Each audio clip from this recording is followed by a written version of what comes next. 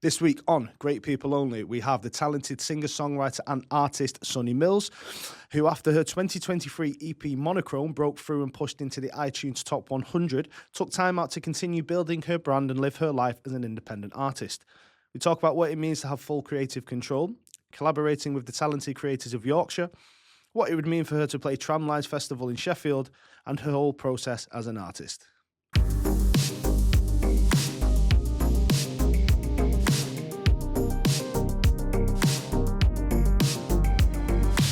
Thank you for coming on. I do appreciate it. I know it's you must have a pretty busy schedule doing what you're doing now, especially with your campaigning for Tramlines and you're doing your art and recording and stuff. So It's my pleasure. Thank you for having me. So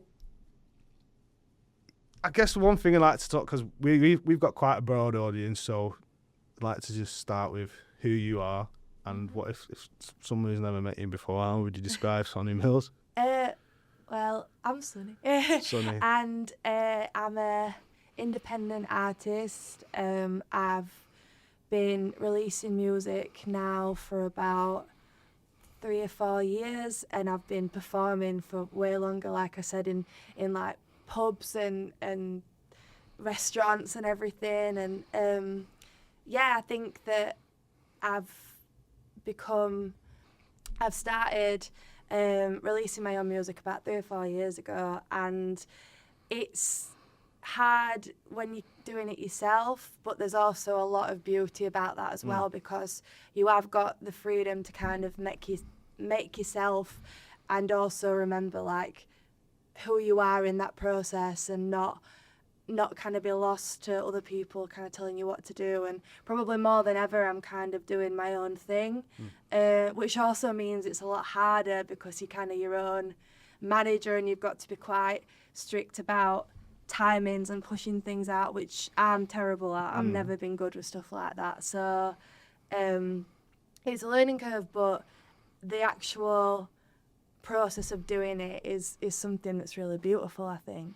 It's not really impeded you in terms of kind of, obviously with your charting and stuff and you releasing it yourself, it's not like it's been a hindrance to you, it's probably just been a bit longer. Yes and no, really. I think that there's only so much you can do, and that's sort of true, but also it takes a lot of graft and a lot of luck, I think, as well.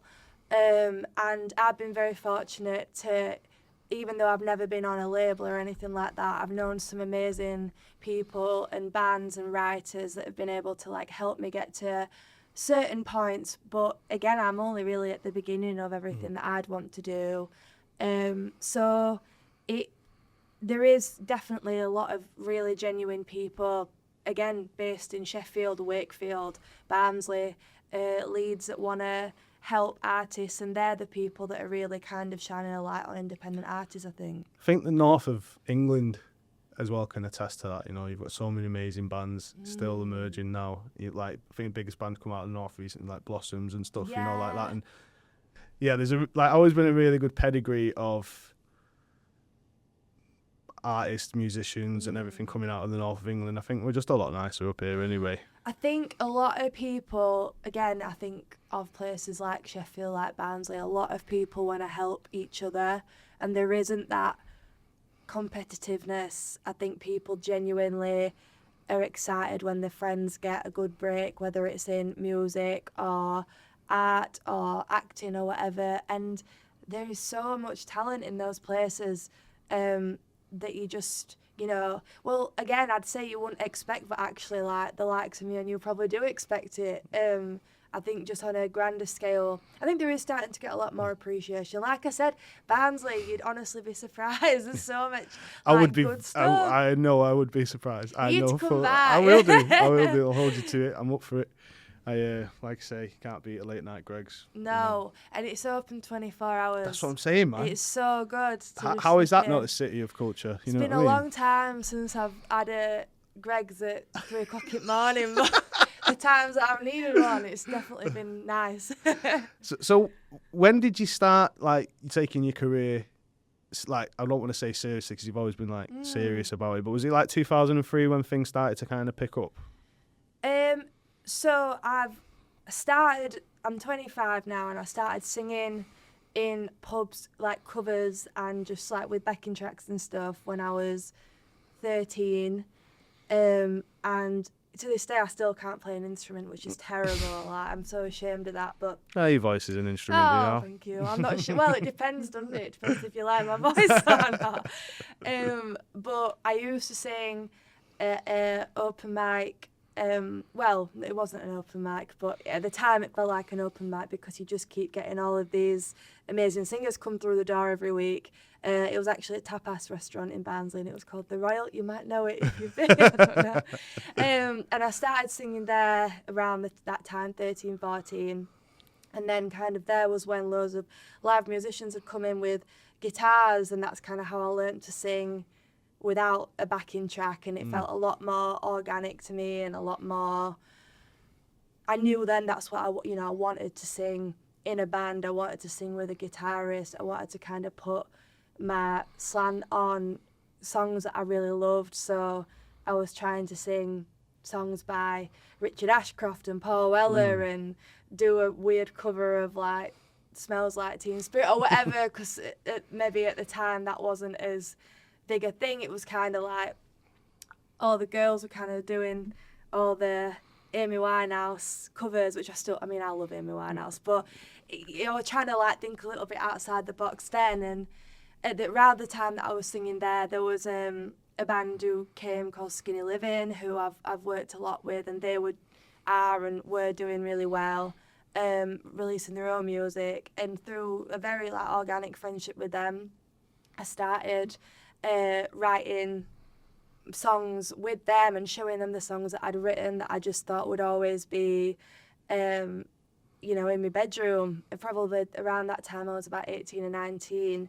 And they kind of brought that confidence out of me, and together they co-wrote with me my first EP, and kind of brought to life these songs and these lyrics that I just had got like terrible voice notes on my phone without any like guitar backing or whatever. And I think then through their mentoring and their artiness, that kind of then inspired me to have the confidence to bring out all of my artiness that I'd always had, but I'd never thought you could actually do any more than that other than just do covers. I didn't think I got it in me, I guess. So then kind of they're doing their own thing now, and I see them less, but because they're so busy and because I'm so busy. And I think that through meeting them and then therefore meeting many talented writers and venues and guitarists and photographers and videographers, I kind of started to make the building blocks myself a little bit, and that's kind of what the last EP was about. And now I'm back to writing and recording again, and I'm excited about it because I think that now it's with a lot more confidence than when I first started. Sorry, that was a very long-winded answer. But... No, it was comprehensive. Oh God, that's rare. I think there's nothing more validating than hearing an established artist hearing your music or somebody seeing your art and then being like, yeah, this is class.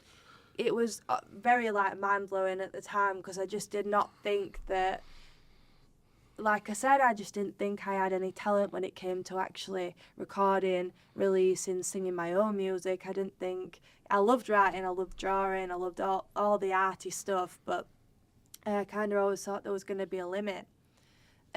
So, yeah, to kind of show someone wanting to hear my songs and then also showing them and getting such like an amazing reception was... even at that big start, it felt so exciting and so new. And then, of course, the longer that you're kind of in that world of writing your own music, there is that element of difficulty that comes with, and it's not new anymore, and you do kind of realise the harder parts of releasing music now, where it's like algorithms and numbers, and I wish it wasn't so focused on that, but it is what it is, I guess. You've kind of got to Got to play the game now, unfortunately. Yeah, but you can do it your way, I Yeah, guess, yeah. and you can still. It's getting that sweet spot of like still creating stuff that feels really authentic, but. I mean, like, John Lennon never had to make a TikTok, did he? It's like, or whoever didn't, like, it's such a recent thing. Arctic Monkeys didn't. It's such a recent thing, isn't it? One thing I love, the Arctic Monkeys did a lot of guerrilla marketing. What they do is they would leave their EP on, like, buses and in library books. I like that. You know, all around everything and just leave them everywhere. And I say wish it it were more. Well, actually, there's pockets of, I think there's more of a call for stuff like that than you'd expect because people are so sick of like the AI of it all, and I hate it, to be honest with you. Yeah. But and I think it's the same thing with like people wanting to get records again instead of just having Spotify. And I think soon like CDs will come back and everyone will buy them for their cars again. And it's that same sort of thing that I think people will always ultimately want. Legitimate art and legitimate music, and so they want something tangible, especially when like you Yeah. pay money for it, because a lot of these subscription models now they're just people are being like, I'm not going to just pay a subscription, not own anything, because that's No. because a lot of people are like waking up to it now, I think. It's a really hard game to get into and stay consistent with. And again, all of it, whatever kind of social media platform you're using or streaming or whatever, you've still got to remember why you're doing it. And with everything that you make, I mean, it's actually, you know, in the plus side, so many more jobs are coming in that's like social media marketing and creating and you know, being able, there is a call for probably a lot more independence in terms of like how you market whatever it is, whether it be like restaurants or your own music or your own craft. Like a lot of people have made a career out of that, and that's lovely to see, and it does, you know, give people like that a chance. But I think when there's so much pressure for that to be the only way, and you've got to be on TikTok to be a successful artist, which you kind of, everybody who's making music now is probably getting that instilled in them. That's quite hard, and particularly when you're like me and not very organised, and it's like I get a bit awkward talking to a camera. I'm not, well, this is good because I'm just talking to you, but like I've yet to really like set up a camera and like talk to it about my music, which I definitely need to do, but it just seems so scary to me. There's that fear, I think. Honestly, I get it. Like when I first started wrestling, right, I thought to myself, I'll be mint at this because I've done like jiu-jitsu for like and actual legit grappling like for like most of my life. Yeah. I was like, I'll be amazing at this. Yeah. Like, you know what I mean? And then I was like, oh, just because you've got to be like, right now, Lee, you need to like look angry, and I'm like, hang on a minute, I've spent 10 years pretending I'm not hurt. Now I've got to be like, and then you're like talking to the camera and stuff, and it is all like the social media game. Obviously, I spent like maybe like 5, 6, 7 years in it now. It is like just jump from one trend to another, and That's just trying to the part stay I'm relevant. not keen on. Unless it's like a trend that allows you to like really be experimental and really show who you are, but that's not really what a trend is it? No. So it's hard to wrap your head around. But yeah, I think with like the arts and stuff, you kind of expected to be an all-rounder, and I'm definitely not. Like, I can sing if you like my voice, that's up for debate. I guess it depends if you like me singing. And I can paint and draw, and then I'm terrible at public speaking, really. I'm terrible at dancing and acting, and you're kind of expected to do all of those things, plus then be good at timekeeping and managing yourself. Like, it's a bit hard. It's a similar situation for like, say if you're a videographer or a video editor or a social media manager, whatever, you're expected to be fluent in Adobe. Yes, yeah. Spreadsheets, editing, photography, motion graphics. Like, what? That's 10 people. It's actually quite... But then I feel like I'm just proper sound like I'm moaning all the time, because also it is such an amazing avenue to go down in so many ways. Yeah, because there's people willing to do it, isn't there? Yeah. There's people who are like, right, I'll learn it all. You wouldn't do it if you didn't enjoy it ultimately, and like you wouldn't do it if it wasn't such an exciting like community to be in, as cheesy as it sounds. Like there is so many, it's so good to work with so many talented people and like bounce ideas off with them, and the feeling that when you release something you're really proud of and then you do get, you know, when I release stuff, it is kind of only at the moment really Barnsley that's cheering me on, but that's an amazing feeling. I don't mind that at all. It's just that as an independent artist, it's then just trying to figure out how to get to that next Level. spot of how do you push that to Sheffield, and then how do you push that a little further afield as well. But that is the struggle of everyone releasing music, I think, whether you're on a label or whatever. So Performing in general, I think it's all a case of like you got to be amazing at networking. You have to be, no matter what art it is. Yeah, I'd say that's true. Yeah, because it's not like there's job applications to get a gig. Do you know what I mean? No. You have to be able to like turn up, like pay your dues, so to speak, and just be like involved in it, and then get to know people. Sometimes you get a gig when you're not really ready for it, and you just learn on the spot, don't you, and just do it. That's probably happened to me with like the coolest stuff I've done. To be fair, that I've just been like, all right, sound, I'll. Can you do this? I'll No, figure it but out, I can. I swear to God, I can do this. No problem. Even with like songwriting, like I think every song, every time I've like got songs ready to release, I'll write something that's like definitely too high for me to sing or too complicated, and I've just got to be like, right, I'll figure it out how to do it. Don't sound like terrible as I'm recording it because I'm figuring it out on the spot. But you think, you know, that's when you progress, because 2 years later it's quite natural to sing that song live or whatever. You've got to push yourself, and that is a nice part of it. You know, it does teach you that and gives you that confidence in places you wouldn't have expected to have it, but you're definitely pushing yourself sometimes. Well, your comfort zone was out of bounds at one time, wasn't it? So still is. So you being in your comfort zone is like only because you've stepped out of it and got comfortable, isn't it? So that's just the nature of it, I suppose. And but it sounds like you've adapted and learned kind of on the go and as you're going. So when you did chart with so it was Monochrome, the EP, and the tune for that was I Think You've Had Enough, and it hit the top 100, right? What kind of feeling is that? Because that is like validation that, you know, your mum telling you the best thing in the world can't buy. Well, I were on, like, actually on my way to Sheffield, and I saw that it got, I think it was in the alternative charts or something, it got to 8, and I never thought, you know, anyone had heard those songs, and so I just was like crying on the train about it, and then there'd be other songs that got into the top 10 in all of the iTunes charts, and that was an incredible feeling, and you just can't believe that it's happened, really. And like I remember, like BBC introducing again the Leeds in Sheffield. Great program. It is such a good program, isn't it, to have as well? Oh, amazing! And even like I love listening to it, even when I'm not expecting or hoping that I'll have a song on. There's so many amazing artists on that, and the stuff that channels like that are doing and stations like that are doing is so good.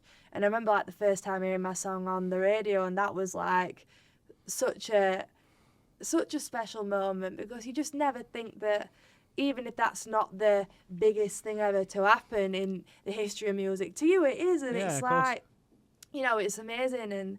And with every little win like that, like you know, playing the same sort of lineups as like artists that I've listened to for years, you do think like, oh, it was, you know, the graft that I've been doing is worth it, and I need to keep trying to see how far I can go, because that you never thought you'd do that, and now that's something that's like, oh yeah, that happened. Like, it's just nice to have that belief in yourself, but also know that you can push on to something else, I think.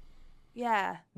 I am waffling. No, it's fine. It's fine. Honestly, like it's Just cut out what I'm going on about. no, it just shows that you've obviously got a lot of heart in this, and you have got a lot to talk about, and it's better than you just kind of and ahhing. Do you know what I mean? Yeah. So no, I mean good. you obviously this means a lot to you, and it really does show. So, but that being said, if it's obviously one of the most important things to you is your music and your singing. Why did you step away when it was almost at your current peak? Well, again, it looks that way, but when you're doing stuff without the backing of labels and without the money from that as well, everything you kind of this is the problem really.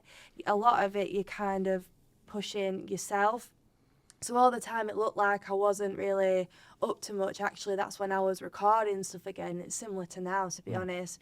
And working with writers and building a live band so that when, before that kind of little like break that I took, it was me and my guitarist who I've known for, over 10 years or whatever, 10, 15 years. And we were like making his songs sound good with a live band and trying to build some more connections as well. So it is, it's really, it's hard to stay on top of it, particularly when you haven't got that financial backing.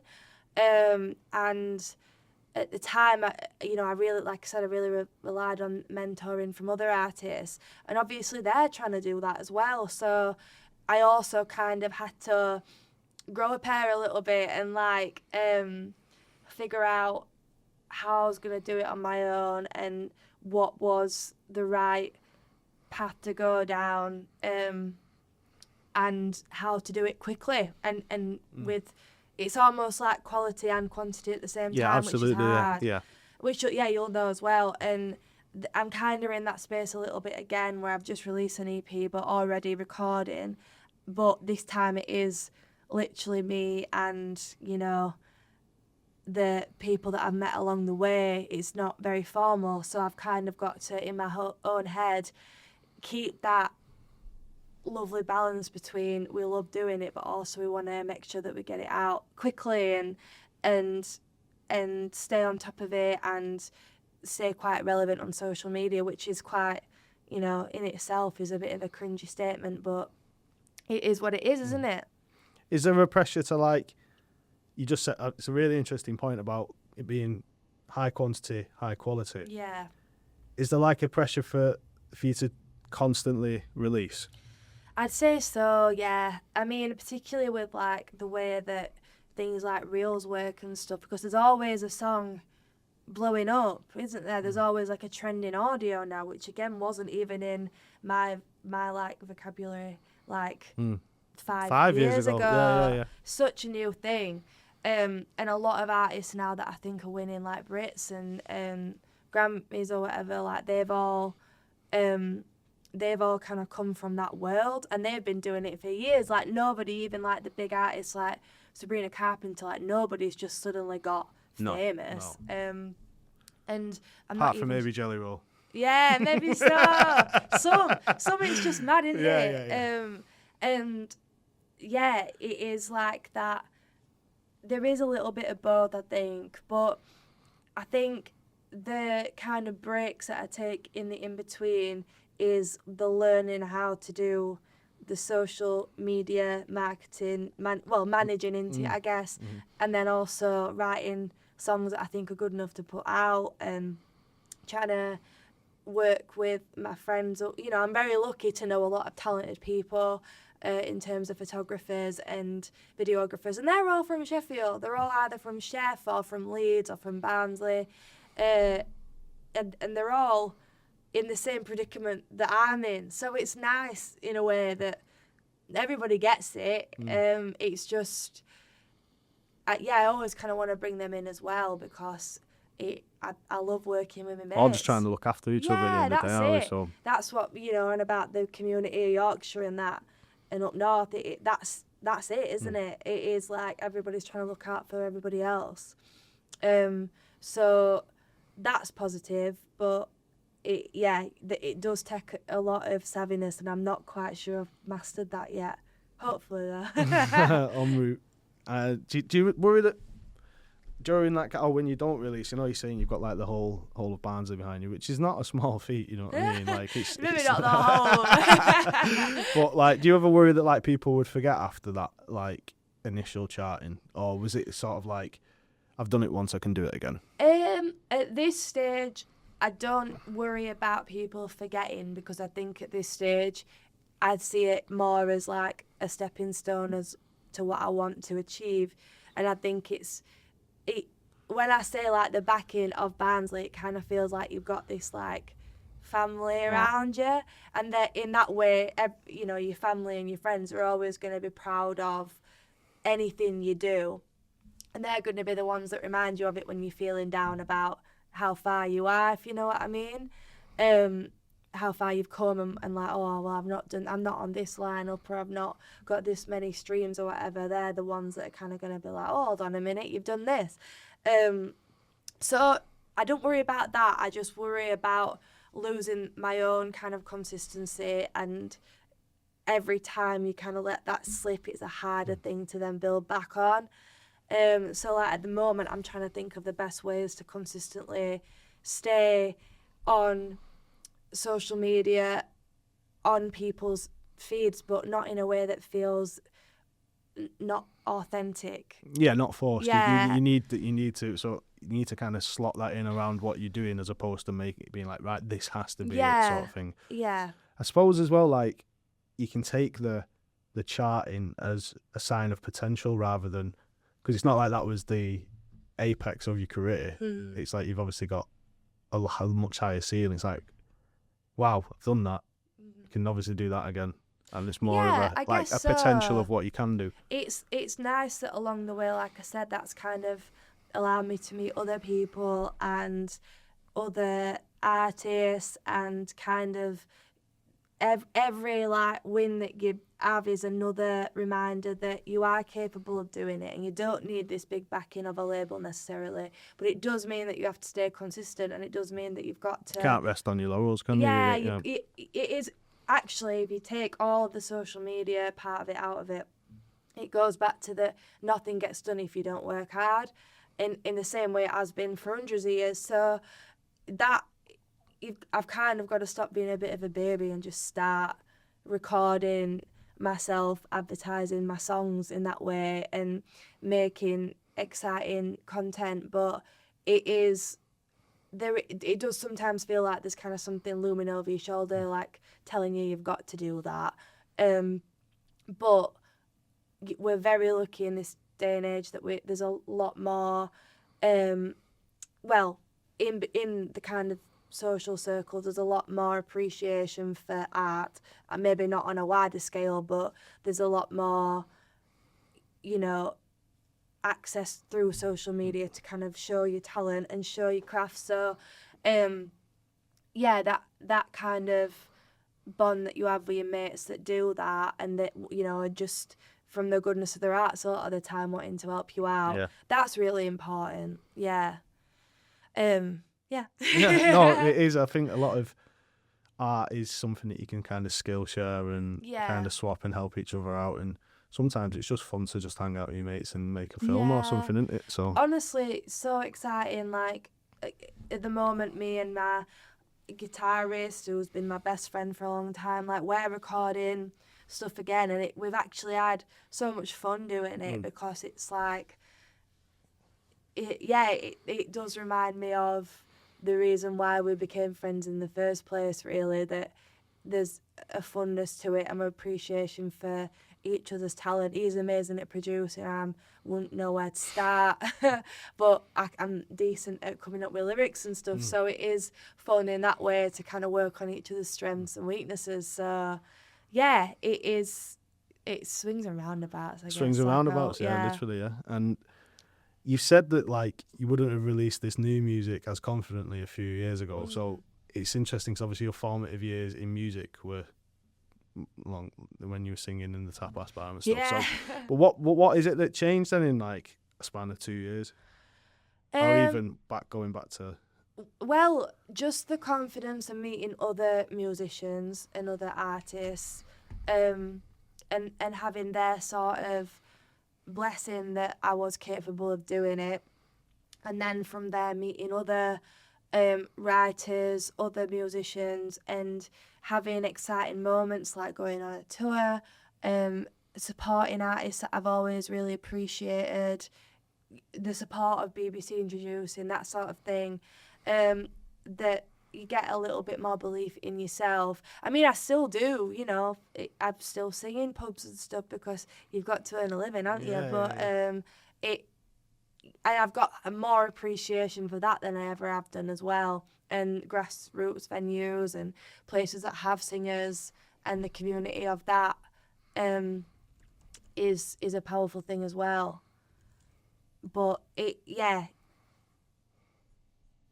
sorry, I don't know. No, it's okay. I keep rambling and coming to a stop. No, it's fine. It's fine. It's we're kind of moving into it is related. It's fine, obviously, because you're talking about the music that you've just released and the one that you are releasing now. There seems to be like a lot of 90s influence in what you're doing. You take influence from like MF Doom and De La Soul, Massive Attack, and you mentioned Richard Ashcroft before. Yeah. And like, I love someone, all of them.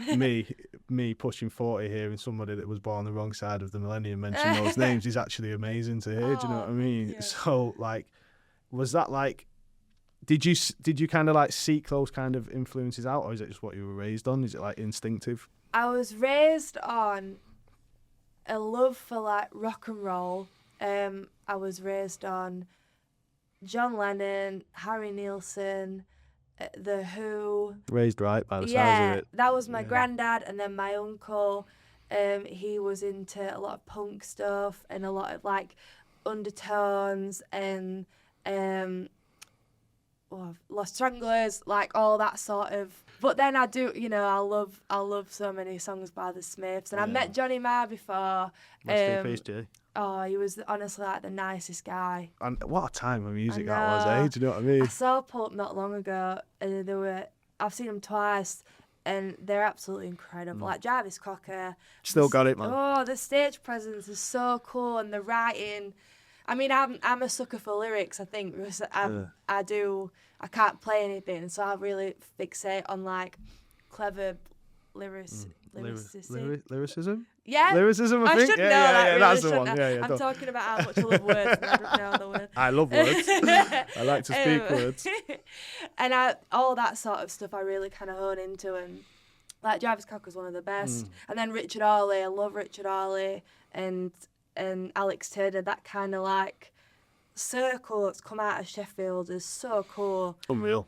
So cool, and they kind of like, rival the Manchester scene maybe in that way. I 100%. I think Arctic Monkeys have a similar thing to like what the Beatles did, where every album they've released has been a banger and very like quite different but very cool, whether it's like your favourite or not. Like the Car, that was kind of a bit of a slow burner for me, but when I've actually like really listened to it, it's an amazing album. But then again, they used to play at like Barnsley all the time when they were singing about like, I don't know, dark fruits and Converse and all that. Like they were. Oh God, man! Just formative years. You hear some Arctic Monkey songs and you think, I was in some state when that song came out. You know. What I mean? I kind of want, maybe a little bit before when they were doing all that. I was probably, I definitely was too young to be doing it with him. But when you listen back to like Favourite Worst Nightmare and that, you're like, oh my gosh, that is so like relevant to. I mean, they went to Barnsley College. I've had in the same way like Manchester. Everybody knows someone linked to everyone. Yeah, well, Oasis. I'm related to Bonehead through blood. No way! What? Yeah. No way! That's so cool. I know. How? So Paul Arthurs, right? His cousin Maureen Arthurs was my nana. No way! Yeah. That's so cool. Oh, I'd be telling everyone that. It just sounds like a Jay from the Inbetweeners story. Yeah, you know what I mean? It's like but like. But yeah, how it's just so like cliche. The Mancunian man's related to Oasis. But it is also like everybody from Barnsley knows someone who knows Alex Turner Yeah. or knows Matt Elders or whatever. And yeah, I had the same media teacher as them. That's cool, Who was man. lovely. He was That's called so cool. Simon, and he were right nice. But yeah, they went. I'm pretty sure like 3 out of 4 of them went to Barnsley College, and obviously in my own head I imagine that they've had like loads of nights out in Barnsley. So Yeah. when you hear some of them old school songs that's about that sort of thing, like Girl, like one of the lyrics in it's like Top Shop Princess, and I like Top Shop's God rest in gone. peace, Top Yeah, Shop. I used to love Top Shop. Top Shop was ace, man. It was Top the man. best shop, and like all of my stuff. I definitely still wear stuff from Top Shop, like going into the actual Them shop. crazy V-necks that all the lads used to wear, man. That Rihanna top, that was a Top Shop one. The red-haired Rihanna. But all of that. with your new music, you're saying obviously you've got a hell of an influence pool there, right? But like Silence is Violence, it's sort of like, dare I say, like Bond, like, do you know what I mean? Thank In you. what you're doing. So where did that atmosphere come from? Obviously with the subject matter as well, but you know, was it inspired by like those kind of Bondy ballads? I love Massive Attack, and I love Portishead, and I love that sort of sound, Mashiba, like that sort of sound. And I think that Silence is Violence, like production-wise, was inspired a lot by, like Burial as well, to be fair. And Portishead, and that kind of like 90s. Everything But the Girl, again, one of my favourite bands. That's kind of more my dad's influence. And I wrote that song with John Beck, who was a songwriter, and he produced it as well, and Tim Hutton, and they've worked with some like huge names and incredible artists. So again, it was quite a bit of a thrown into the deep end kind of. That was very Sink or swim sort of job. Sort of, but again, they're such lovely people. So and kind of, you know, very lucky for me, saw something in me again. So it kind of, they got who I was as an artist, and I really clicked with them straight away. So it kind of just came from that. They had some amazing ideas on production, and I can come up with my kind of whimsy, jazzy notes that song's got. But yeah, it's just I think when you've got kind of like jazzy vocals like that, sometimes it does kind of fall into a bit of a James Bondy world. But get me on the film. That'd be cool. Well, it's funny because it's like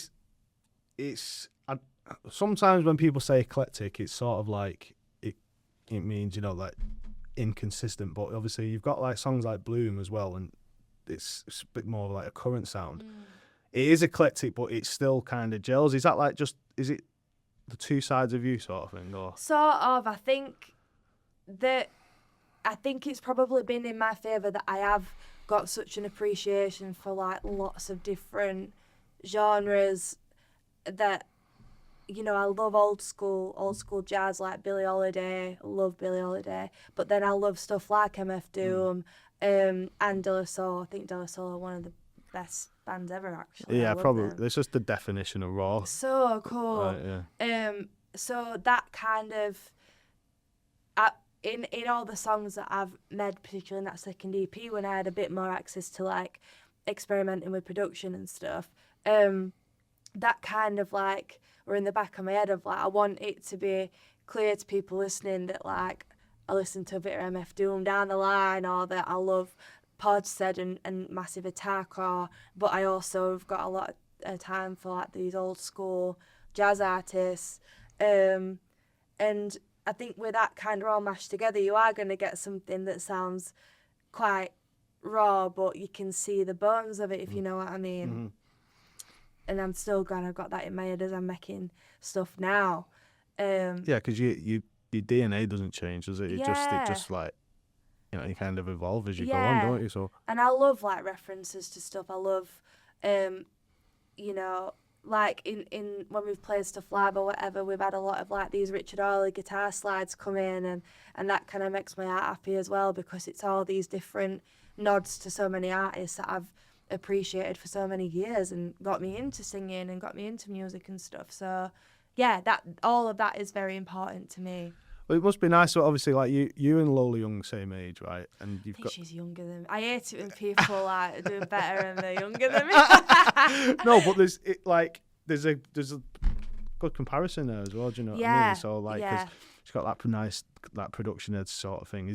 Do you kind of take any inspirations or sort of thing Absolutely. from that? For Bloom, like Lola Young was a big inspiration. I like not to sound like one of them, but I were on that album before Messi blew up the way it did. No, there's something to being like The first to it. yeah, you're like Not like she. I mean, she blew up pretty much straight away Yeah, after yeah. that, didn't she? But Yeah.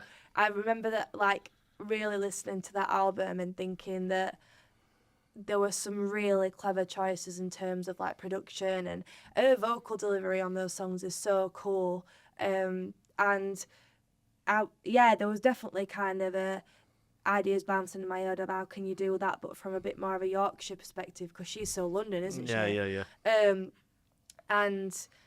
But then also you don't want to go too much down the route of trying to do what the Arctic Monkeys have done again. You can't, you don't kind of want to look like you're pretending to live in that world. The thing is, all of this, everything's been done. That's Everything's true. been done. Do you know what I mean? And it's like we've got this saying in wrestling. It's like if you want to be good at wrestling, don't watch wrestling because Yeah. everything's been done. Yeah. So we take inspiration from like films. For my character, I take inspiration from Shane Meadows. Like, you know what I Yeah, mean? I So love Shane Meadows. like Dead Man's Shoes is very much in. I watched that on my own. My boyfriend fell asleep and I watched it, like the ending, on my own. I had no idea what happened in it, and I was like crying, traumatized. It's such a good film. Yeah, exactly. And anything he does my is character amazing. takes a lot from Paddy Considine's character in that film. And The it's scariest man ever. In ever, that film. ever, honestly. Oh, so scary. But it's like, that's got to be like the same for music. You got to take influences from things that the world's that big. Some people want to hear it before, and you take influences that. It's just everything's just a mishmash now. Anyway, so Yeah.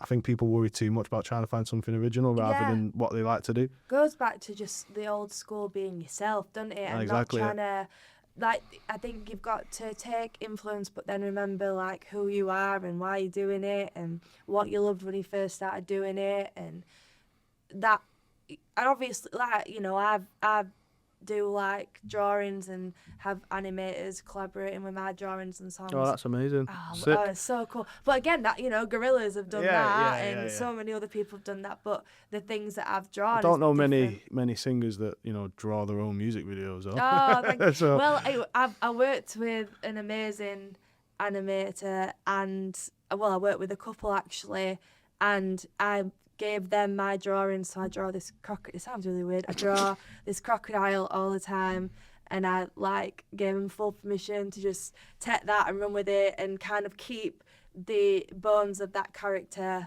but then do it in their style, but kind of still looking like my style. So that was really cool and a bit Gorillaz-esque, because you get all these slightly varied versions of this same thing. And I'd love to keep carrying that on. And that also is I love cartoons, I love Beano, I love drawing like that, I love the sounds. Born in the wrong area, my love. I know, maybe so. But again, MF Doom loved all that as well, didn't he? So maybe in a more of American way, but it's all come before, but it's how you do it to make it different, isn't it? Still blows my mind. It was just that one album as well, and it's just like Yeah. absolutely Yeah. left such a massive mark on the So music. cool. Born in Leeds as well, wasn't it? Yeah. So technically a British artist. Proper cool, and so many cool things have come from him. I love. I guess it just comes down to I love cartoons, I love singing, I love these artists. What do I do with that? Yeah, that's it. Now, you've spoken about like in raw and brutal kind of like writing. Like why is it so important that we maintain this in art? Because there's a lot of clinical, sterilized kind of stuff that go like things like AI. You read a passage with AI and it's massacred the M dash, which you can't use that anymore without someone calling you out for it. So why is maintaining this like raw, brutal writing style so important? I think because there's the thing that's coming out with all this AI, whether it's with art or music, that ultimately true art will always win, and people will always seek that.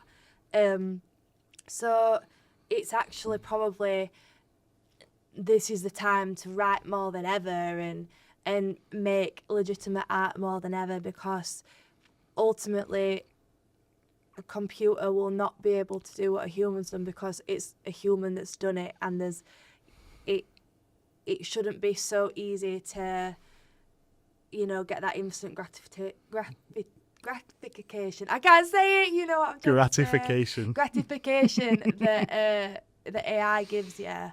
Like we're on about the Active Monkeys and stuff, and like their songwriting coming from the experiences of growing up in Sheffield, and He wrote one about his dad's hand soap, didn't he? yeah, that is, I think only a human could truly write that. Maybe you can type into AI these prompts and stuff, but the true authenticness will come from human mind. So yeah, people shouldn't give up about making art, making music. It does become quite daunting. It's worried me a few times that it's so easy to write a fake song that you've not written, but that's the whole reason why you've got to keep pushing forward and keep making, and whether it's through, social media, algorithms or AI or whatever it is, like just keep doing it and keep doing it as you would want to do it, I would say to that. Yeah. You said you adore Amy Winehouse, and there's obviously the Lowly Young comparison. They were very brutally raw artists, and they seem to be kind of like, some of the forerunners in that space. Like, do you think there's any pressure on young, not just female artists, but young female artists and young artists in general to kind of like soften things because of, yeah, or maybe even a bit go the other way and have, kudos to the ones that do, like this kind of like raging sex appeal and like a lot of that kind of circulating around the music and their image, and there's nothing wrong with that if that's what the artist truly wants to do. But I think that's why with people like Amy Winehouse, who is like 6 years old, but like she did it in this way about writing about her experiences with all her different boyfriends, and such clever writing about, probably a boyfriend that didn't deserve it. And, again, she took all of her style from like the different eras and stuff. So there's so many different ways to be sexy that it doesn't necessarily have to pipeline into like that kind of hypersexuality thing. But for some people, I think it's amazing that some people love doing that and they really can embody it. Like, it's completely up to choice. I just hope that they always, I want it to still feel like for female artists that there is a choice, that you can get your music across and your image across in whatever way you want. So yeah, I don't think girls should be soft in music. Like, it should be however they want it to be. And for me, I think it's getting my art across in terms of like literal like drawing art, and also writing from what I see around me and from experiences and things I've heard. And then at my like influences in terms of images like Debbie Harry and Marilyn Monroe, and like these a bit of like blast from the past, but kind of putting a modern tilt on it. I love like Shane Meadows and Kes and all of that, like just kind of merging it into one big pot. Wow. Kes is such a deep cut. Not if you're from Barnsley. Yeah, I know it's everybody, not. Again, everybody knows someone from Kes. Do you like Kes? Have you watched Kes? Yeah, many times with my brother, Kes. I just remember the poster. It's so cool. Yeah, it's unreal. I've watched, when I first watched it though, I had to properly lock in to like understand. I'm obviously, well, I don't know, I've got ish strong accent. You might think it's strong, but someone from Barnsley who's lived there all their life as well probably. Yeah, there's a ponticate from over there. I had to, when I first watched it, I had to like lock in to understand it. But yeah, I love all of those things, and I just want to like bring them all together. So, do you ever censor yourself though? Do you ever found you doing that? Like, I can't write about that, or I shouldn't probably do that. I'd like, you just kind of let. No, maybe not. I think maybe when it comes to, I think I'm trying to get more confident with bringing across my actual personality other than just singing. I think I probably reveal a lot in my songs, but like I'm trying to get better at like talking in general and like showing, you know, even the fact that when I talk you can hear that I've got a northern accent and everything, and I have my own beliefs and views on things, and maybe I'm not quite brave enough yet to speak about them openly, but I want to get to that point. And so yeah, in that way maybe I'm a bit scared of like saying the wrong things and like, you know, I don't know, coming across as a bit of a like a dumb blonde or whatever, but that's again probably the reason why I should just keep doing it and expanding my horizons a bit. Yeah, no, yeah, you don't come across as a dumb blonde at all. Do you know what I Thanks. mean? Like, obviously. Oh, first time I've heard that. I mean, stereotype for a reason, innit? But yeah, and all that, definitely have my but- moments. Like, definitely. Now, touched on it before. You're like a one-woman creative machine, really, with everything that you do. You know, Thank like you. your writing, bit of production work, and your graphic design and your drawing and like, everything you do. So, is you and you said that there's a lot of pressure on independent artists to be able to maintain all that. Do you enjoy having that amount of full creative control, or is it something that you wanted anyway, or would you like to share that load? I think it's a bit of both, really. And also, I don't really see myself as a one woman, because I think I've got good taste and I know what I want to write about, but then a lot of the help that I've got has been through knowing so many talented mates and being able to work with people that I've got good bonds with along the way that have, you know, I'm no producer, and I've got friends and I've got like people that I've met that are amazing at that sort of thing. I can't animate, I can draw, so I can show it to my friends that animate or people that I've really bonded with. So there is a lot of collaboration in your world, isn't there? Definitely. And I think there should be. But I suppose, you know, when it comes to kind of like the management side of things, and I wish that I was more clued in on how to really get a hold of like social media stuff. And I think that's quite hard to do when you've got a lot of different plates spinning at the same time. So in that way, I have thought, oh, it would be really nice and maybe feel like you're kind of going up a level in like a game if that was, you know, someone showing interest in that. But also you'd want to do that and it feel genuine and not like you've kind of sold yourself away to the wrong label or the wrong management or whatever. It's a bit of like I'd rather stay where I am and keep grafting and that kind of come along when it feels right than the latter. So promoting the art is tougher than making it. 100%. Yeah. I think any artist would tell you that because it does kind of like kill the buzz for it a little bit.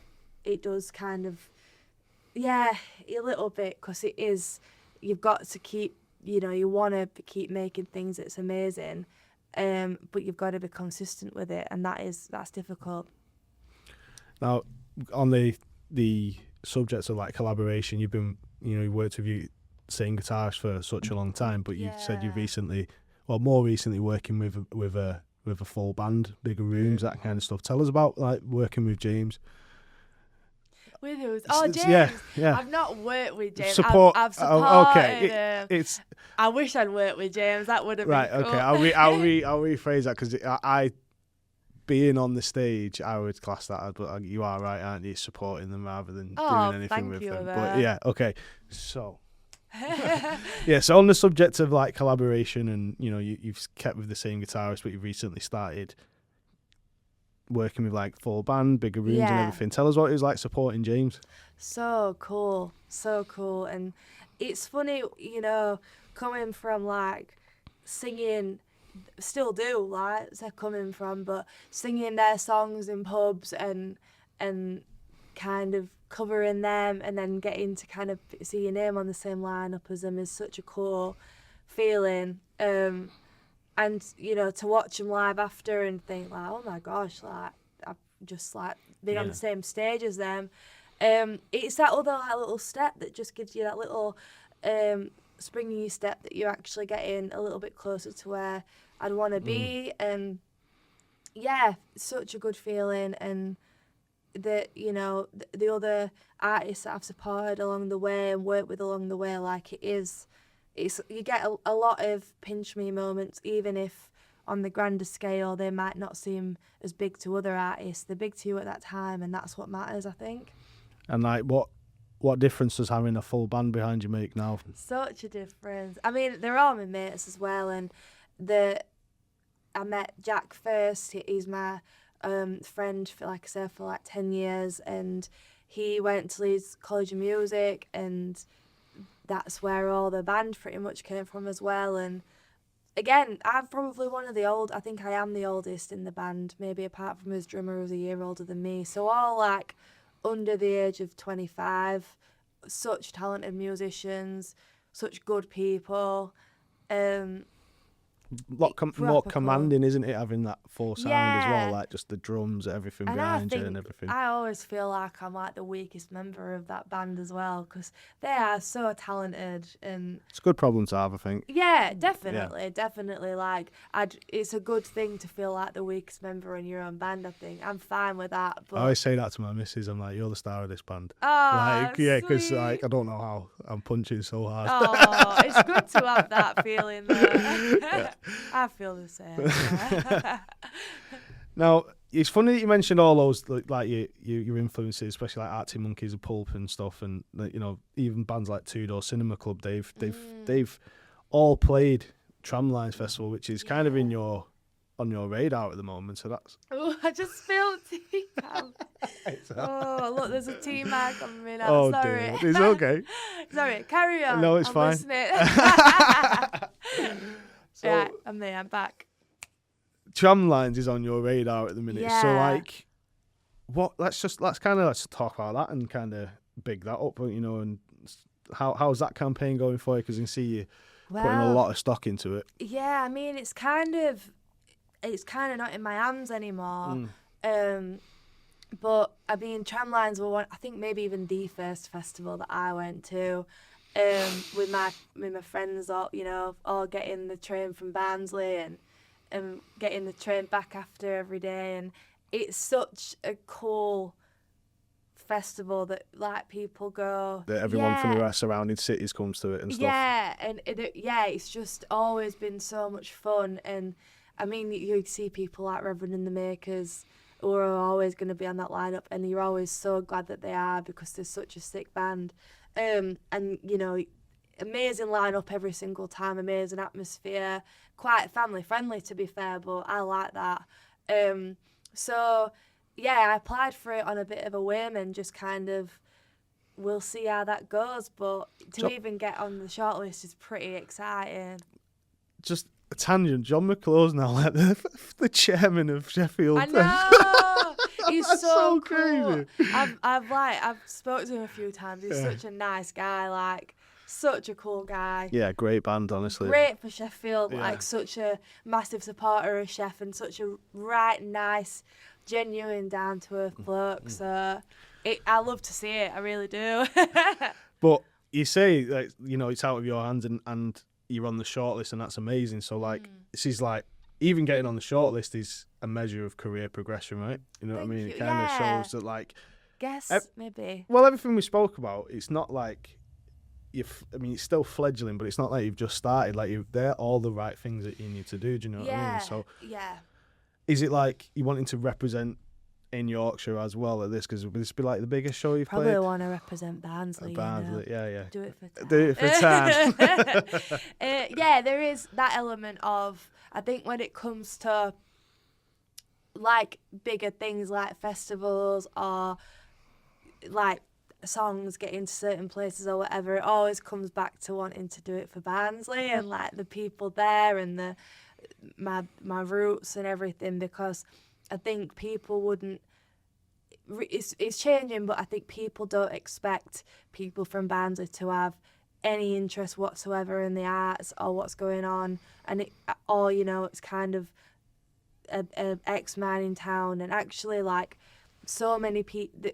such a kind community comes from there, that wants to help each other. And there's so much talent from Barnsley, and I kind of hopefully want to be a representative for that as well. But not just for me, like for the creatives that I've collaborated with who are from Barnsley. I love it, and it's it's got its flaws, like, but it's my town, and it deserves to be like have good recognition. And what songs opening that set? Ooh, probably the song Monochrome, which was like one of the first songs that I like recorded, because quite wholesome really. I wrote that on my birthday. Without, again, just like singing to myself without any guitar backing or anything, just like singing badly to myself, and it kind of being about wholesome, hoping I'm making people proud and appreciation for all of that. So that's a good one to open with, I think, and then kind of go into the heavier stuff in my set later on. Now that I've got a bit more confidence, there's like a lot more production on my songs, but that was kind of one that was not much to it really in terms of like recording and producing it. It's almost like a cappella intro on that recording. So yeah, probably that one. I like there's something to, like, just let's say straight out of the box, nothing to it, kind of voice guitar, and it's charting. You know what I mean? It kind of says a lot really about where you're at, doesn't it? So I think some of my like favourite songs are really stripped back. I do think it's nice that, like, I don't know, I kind of want to, in the future music, that whole, you've got stuff like Charlie XCX or whatever, and like Pink Panthers, where it's like so many production bits that's so clever and amazing, but then also there is something really nice about like a guitar and an amazing voice. But then like country music's making a big comeback. But then I think of stuff like Jake Bugg as well. When that first album came out, like unreal, amazing. Like a lot of musicians that I know would say that's like a game changer album for them when that came out. It's in my head now. I know. Such So a cool artist. Like I don't think he was very old, was he? When like he was, like his voice was so like rich in that whole world before him. So cool. And I hope that people like that still get their like viral moment or whatever, because it's such a cool sound. The thing is, it's never too late. Like, look at that. Seen that "Baby Turn the Lights Off" meme with a guy dancing in the club, and it's like "Baby Turn the Lights Off." It's like a song from nearly 20 years ago.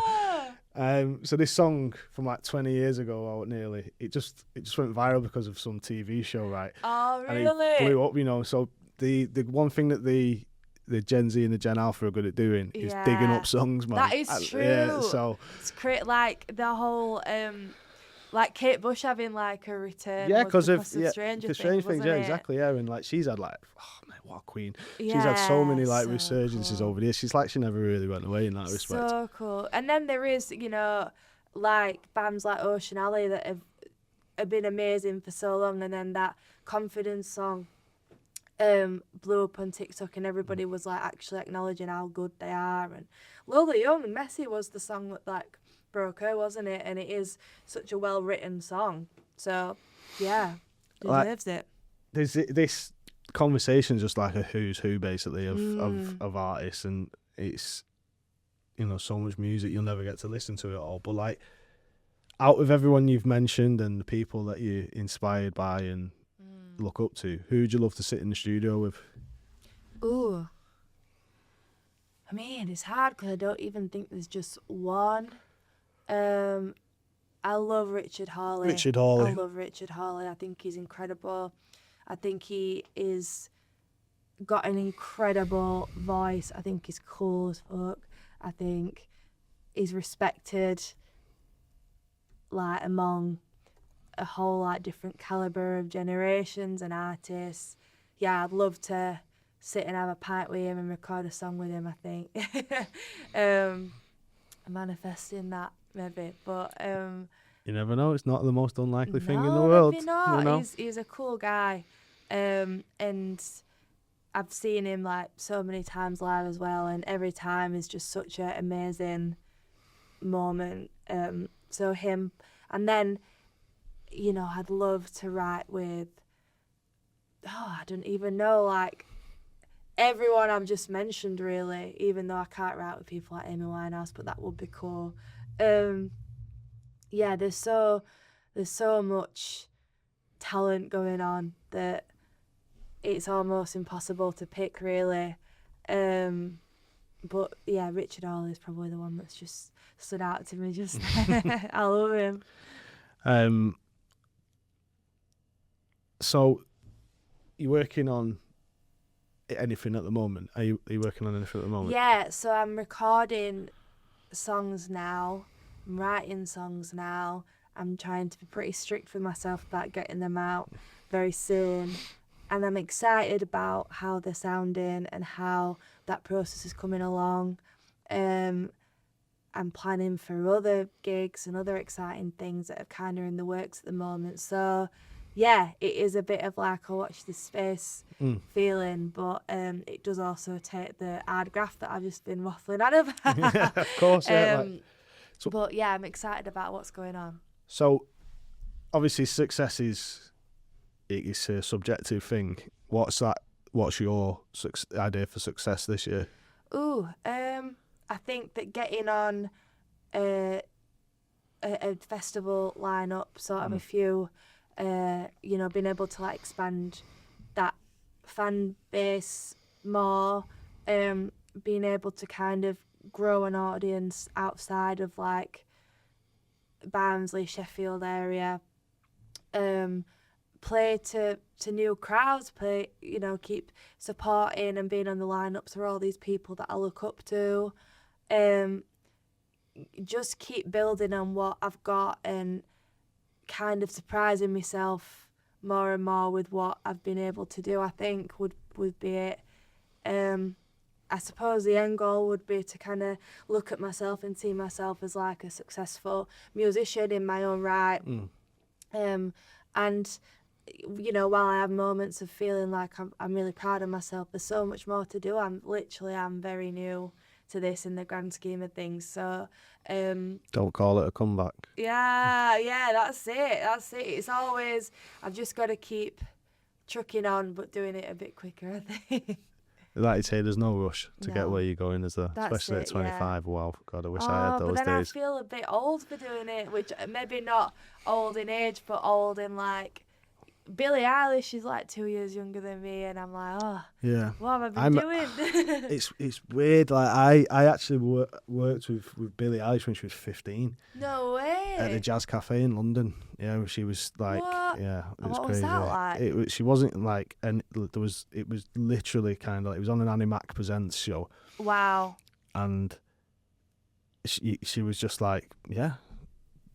Like 600 people there or whatever, do you know what I mean? It was just really, really, really crazy to think that like there's another band called Dream Wife were on it as well, and I just remember filming and just did Billie Eilish, and then when I see now that she's like one of the most, I was like, one of the biggest artists ever, isn't she? Crazy, like, and I never even. You don't stop and you don't take those things into like, sorry, you take those things for granted, you know, until like you look back on them for like for years, like. And there's always that opportunity. Really, you could be that artist that someone goes, "Hey, I saw her when whatever." Do you know what I mean? So you never know when it's going to happen, basically. So it's true, and like you should never sleep on an artist that you think is good, and you know, and I've had that. I had it again. I had it a little bit with Lola Young. I had it a little bit with like Fontaines and stuff, where I was like, they are too good to not properly blow up soon, and then they both have, haven't they, in the different areas. But you know, there's so many artists at the moment that are like very, very good that I hope get their break. And I like some of them I'm friends with, like I've got, you know, on the tram lines apply to play, like I know bands on it and artists on it that I've come across or had a pint with or whatever, and they're all great. So, yeah, it's there's room for everybody, isn't there? So room for everybody, yeah, like that's it. But then sometimes you'll get a band like Sound of Guns from Liverpool, right? And they had the song on the, I think it was on UEFA for like the FA Cup or whatever, and they were massive. And then they just it's such a shame that happens, and it's such a shame that artists then get labelled as a bit of a one-hit wonder, because that's so unfair for actually the graft that they will have put in and the amazing songs that they will have. It just genuinely is about luck and what sticks sometimes, and that's where probably the consistency thing comes in, and the not giving up part of it comes in. There's some, like I said, Lola Young, so many amazing songs that she's written or got out that are just as good as the big messy one. And I hope that I can, obviously I've seen on like social media that she's had a little bit of a break from the industry, and I can imagine why. It seems like a really stressful environment, a lot of pressure, which she definitely doesn't deserve when she's such a good artist. It just must be very hard to keep up with that. It's a meat grinder, isn't it? Yeah. It's so people are so comfortable going online and being horrible to you as well. And people look. Macaulay Culkin took 30 years out of acting. You know what I mean? I've had like hate comments on like TikToks and stuff. That doesn't make sense. And you know what? They're probably like 12 years old as well. Oh, the other way, like kind like of, 50. and like crazy Facebook profile pictures and stuff. And it is I've had like a car or someone holding a fish. It's always a fish. It's always a fish. But so they actually, I think the first two used to like make me a bit sad, but they are quite funny. Sometimes it is like someone's grandma being like, she needs to stop singing, and it's so. I would you gotta think of it like if people are going out of their way to say that about you, it means that you've got some visibility. Do you know what I mean? So it's only gonna get worse. That's true. And for every like one person that might say that, you've got loads behind you saying the exact opposite. So it's like in life, you can't focus on like the negative parts, can you? No. I'd send them to my mum now if I ever. This is rare. Like, I'm not big enough to have actual hate, but when I have once got a funny comment, I'll be like, Maureen says this. So it's you take the rough with the smooth, don't you? Rough with the smooth. That's it. Yeah.